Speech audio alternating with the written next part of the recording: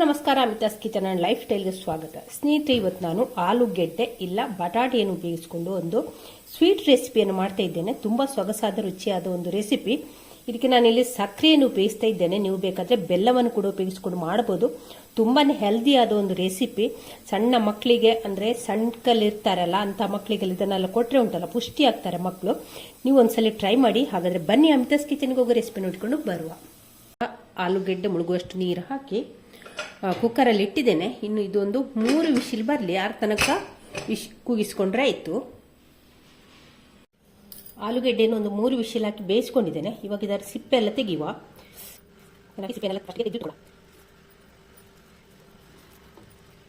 ಇವಾಗ ನೋಡಿ ಆಲೂಗೆಡ್ಡೆನೆಲ್ಲ ಸಿಪ್ಪೆ ತೆಗೆದು ಇಟ್ಕೊಂಡಿದ್ದೇನೆ. ಇನ್ನಿದನ್ನು ನಾವು ಮಿಕ್ಸರ್ ಜಾರಿಗೆ ಸ್ಮ್ಯಾಶ್ ಮಾಡಿ ಒಂದು ಸ್ವಲ್ಪ ಹೀಗೆ ಪುಡಿ ಪುಡಿ ಮಾಡಿ ಇದಕ್ಕೆ ಹಾಕುವ. ಮಿಕ್ಸರ್ ಜಾರಿಗೆ ಹಾಕಿದ್ರೆ ನಮಗೆ ಕೆಲಸ ಇಲ್ಲಿ ಸುಲಭ ಆಗ್ತದೆ.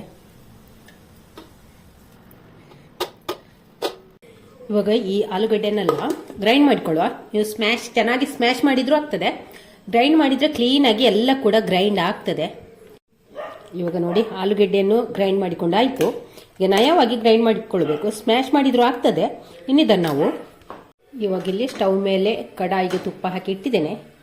ಅದಕ್ಕೆ ಈಗ ಗೇರು ಬೀಜ ಹಾಕಿಕೊಳ್ಳುವ. ಇದನ್ನೀಗ ಫ್ರೈ ಮಾಡುವ. ಗೇರು ಬೀಜ ಒಂದು ಸ್ವಲ್ಪ ಫ್ರೈ ಆದ ನಂತರ ಇಲ್ಲಿ ಒಣ ದ್ರಾಕ್ಷಿಯನ್ನು ಕೂಡ ಹಾಕಿಕೊಂಡು ಫ್ರೈ ಮಾಡುವ.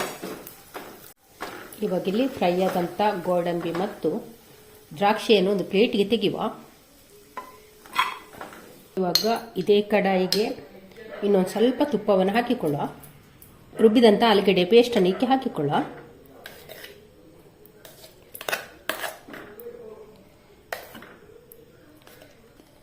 ನೋಡಿ ಕಡಾಯಿಗೆ ಆಲೂಗಡ್ಡೆ ಪೇಸ್ಟನ್ನೆಲ್ಲ ಹಾಕಿಕೊಂಡಾಯಿತು. ತುಪ್ಪ ಕೂಡ ಹಾಕಿದ್ದೇನೆ.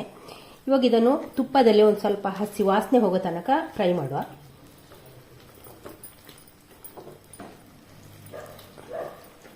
ಸ್ಮ್ಯಾಶ್ ಮಾಡಿ ಕೂಡ ಹಾಕಿಕೊಳ್ಬೋದು ಆಲೂಗಡ್ಡೆಯನ್ನು, ನೀರು ಹಾಕ್ಲಿಕ್ಕಿಲ್ಲ. ಹಾಗೆ ಸ್ಮ್ಯಾಶ್ ಮಾಡಿ ಹಾಕಿದ್ರೆ ಅಂದರೆ ಪೂರ್ತಿ ನಮಗೆ ಇಲ್ಲಿ ಸ್ಮ್ಯಾಶ್ ಆಗುದಿಲ್ಲ, ಪೇಸ್ಟ್ ತರ ಆಗಬೇಕು, ಚೆನ್ನಾಗಿ ಗ್ರೈಂಡ್ ಆಗಬೇಕು. ಹಾಗಾಗಿ ನಾವು ಮಿಕ್ಸರ್ ಜಾರಿಗೆ ಹಾಕಿ ಪೇಸ್ಟ್ ಮಾಡಿದ್ರೆ ಉಂಟಲ್ಲ, ಗ್ರೈಂಡ್ ಮಾಡಿದ್ರೆ ಉಂಟಲ್ಲ ಒಳ್ಳೇದಾಗ್ತದೆ. ಹಾಗೆ ಚೆನ್ನಾಗಿ ಎಲ್ಲ ತುಪ್ಪ ಜೊತೆ ಎಲ್ಲ ಮಿಕ್ಸ್ ಆಗಲಿದ್ದು ಹಸಿ ವಾಸನೆ ಹೋಗೋ ತನಕ ಒಂದು 2 ನಿಮಿಷ ಇದರಲ್ಲಿ ಹೀಗೆ ಹುರಿಯುವ ನಾವು. ಇವಾಗ ಆಲೂಗೆಡ್ಡೆಯನ್ನು ತುಪ್ಪದಲ್ಲಿ ಹುರಿದು ಒಂದು 2 ನಿಮಿಷ ಆಯಿತು. ಅನಂತರ ಇದಕ್ಕೆ ಒಂದು ಸಕ್ಕರೆಯನ್ನು ಹಾಕಿಕೊಳ್ಳುವ. ನಾವು ಅರ್ಧ kg ಆಲೂಗಡ್ಡೆ ತಗೊಂಡ್ರೆ ಅದಕ್ಕೊಂದು 400 ಗ್ರಾಮ್ಸ್ನಷ್ಟು ಸಕ್ಕರೆ ಹಾಕಿಕೊಳ್ಬೇಕು. ಹಲ್ವಾ ಅಂತ ಹೇಳುವಾಗ ಒಂದು ಸ್ವಲ್ಪ ಸ್ವೀಟ್ ಜಾಸ್ತಿ ಇರ್ತದಲ್ಲ, ಹಾಗೆ ನಿಮಗೆ ಜಾಸ್ತಿ ಸ್ವೀಟ್ ಬೇಡ ಅಂತಿದ್ರೆ ಸ್ವೀಟನ್ನು ಸಕ್ಕರೆ ಹಾಕುವ ಪ್ರಮಾಣವನ್ನು ಕಡಿಮೆ ಮಾಡಿಕೊಳ್ಬೋದು. ಇವಾಗ ಹಾಕಿ ಒಮ್ಮೆ ಚೆನ್ನಾಗಿ ಮಿಕ್ಸ್ ಮಾಡುವ.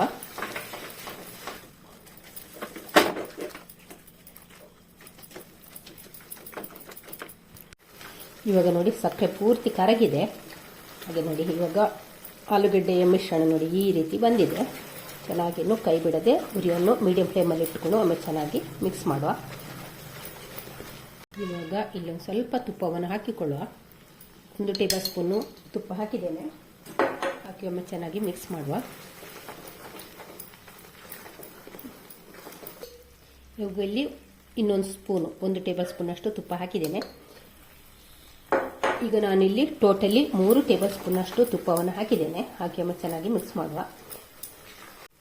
ಇವಾಗ ನೋಡಿ 10 ನಿಮಿಷ ನಂತರ ನಮ್ಮ ಹಲ್ವಾದ ಹದ ಈ ರೀತಿಗೆ ಬಂದಿದೆ ನೋಡಿ. ಅಂದ್ರೂ ಕೂಡ ಆಗಲಿಲ್ಲ, ಇನ್ನೊಂದು ಸ್ವಲ್ಪ ಹೊತ್ತು ಮಾಡಬೇಕು. 3 ಟೇಬಲ್ ಸ್ಪೂನ್ ತುಪ್ಪ ಕೂಡ ಹಾಕಿದ್ದೇನೆ. ಈ ಹಲ್ವಾ ಹೇಗೆ ಗೊತ್ತಾಗ್ತಂದ್ರೆ ಸೈಡಿಂದಲ್ಲೇ ಎಣ್ಣೆ ಬಿಟ್ಟುಕೊಂಡು ಬರ್ತದೆ. ಆವಾಗ ನಮಗಿದು ಆಯ್ತು ಅಂತ ಒಂದು ಅಂದಾಜು. ಇಲ್ಲಿ ಒಂದು ಪ್ಲೇಟಿಗೆ ತುಪ್ಪವನ್ನು ಸವರಿ ಇಡುವ. ಪೂರ್ತಿ ಚೆನ್ನಾಗಿ ತುಪ್ಪ ಸವರಬೇಕು. 15 ನಿಮಿಷ ಆಯಿತು ಈ ಆಲೂಗಡ್ಡೆ ಮಿಶ್ರಣವನ್ನು ಮುಗಿಸ್ತಾ ಇರೋದು. ಇವಾಗ ನೋಡಿ ಇದು ಆಗ್ತಾ ಬಂತು, 20 ನಿಮಿಷ ಆಯಿತು. ಇವಾಗ ಇಲ್ಲಿ ಪೌಡ್ರ್ ಮಾಡಿ ಇಟ್ಟುಕೊಂಡಂತೆ ಏಲಕ್ಕಿಯನ್ನು ಹಾಕುವ. ಏಲಕ್ಕಿ ಪೌಡ್ರನ್ನು ಹಾಕುವ. ಹಾಕಿ ಒಮ್ಮೆ ಚೆನ್ನಾಗಿ ಮಿಕ್ಸ್ ಮಾಡುವ.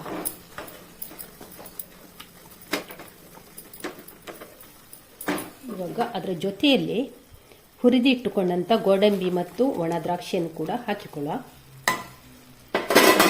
ಚೆನ್ನಾಗಿ ಮಿಕ್ಸ್ ಮಾಡುವ.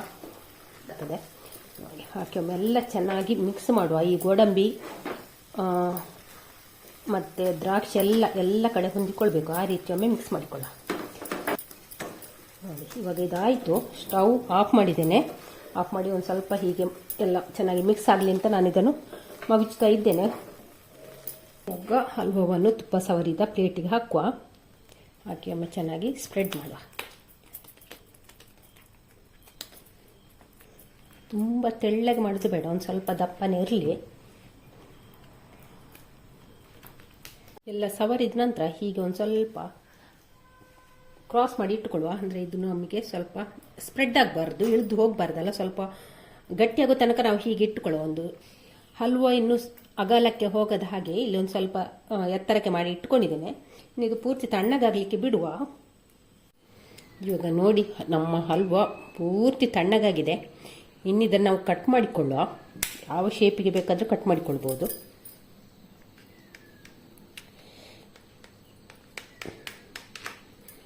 ತುಂಬ ಸುಲಭವಾಗಿ ಮತ್ತು ತುಂಬ ಆರೋಗ್ಯದಾಯಕವಾದಂಥ ಒಂದು ಹಲ್ವ. ನೀವು ಒಂದ್ಸಲಿ ಮಾಡಲೇಬೇಕಾದಂಥ ಹಲ್ವ ಕೂಡ.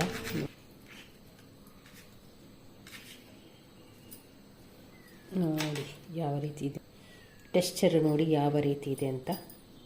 ನೋಡಿ, ತುಂಬಾ ಆರೋಗ್ಯದಾಯಕವಾದ ಮತ್ತು ತುಂಬಾ ಟೇಸ್ಟಿ ಉಳ್ಳ ಒಂದು ಹಲ್ವ ಅಂತ ಹೇಳ್ಬೋದು. ನೀವು ಖಂಡಿತವಾಗಿಯೂ ಒಂದ್ಸಲ ಟ್ರೈ ಮಾಡಲೇಬೇಕು. ಅಷ್ಟು ಒಂದು ಸೊಗಸಾದ ಒಂದು ಹಲ್ವ. ಹಾಗೆ ಈ ರೆಸಿಪಿ ನಿಮಗೆ ಇಷ್ಟ ಆದರೆ ಲೈಕ್, ಶೇರ್, ಕಮೆಂಟ್ ಮಾಡಿ. ಚಾನಲ್ಗೆ ಯಾರಾದರೂ ಹೊಸಬ್ರು ಇದ್ದರೆ ಪ್ಲೀಸ್ ಸಬ್ಸ್ಕ್ರೈಬ್ ಮಾಡಿಕೊಂಡು ಚಾನಲನ್ನು ನೋಡಿ. ಥ್ಯಾಂಕ್ ಯು ಸ್ನೇಹಿತರೆ.